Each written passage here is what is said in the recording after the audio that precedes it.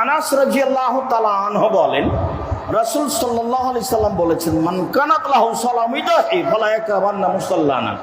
কারো যদি টাকা পয়সা থাকে, সে যদি কুরবানি না করে, তাহলে সে যেন ঈদের মাঠে না আসে। তাহলে কি জরুরি হয়ে গেল? জি না, কুরবানি জরুরি নয়, কুরবানি নেকির কাজ। যার কারণে ওমর রাদিয়াল্লাহু তাআলা, আবু বকর সিদ্দিক রাদিয়াল্লাহু তাআলা মাঝে মধ্যে করতেন না, মানুষ যেন একে ফরজ মনে না করে। অবশ্যই কুরবানি একটা নেকির কাজ, কুরবানি ফরজ জরুরি নয়। আকিকা এর চেয়ে অনেক জরুরি। আকিকা হচ্ছে পিতার জিম্মেদারি, সপ্তম দিনেই দিতে হবে।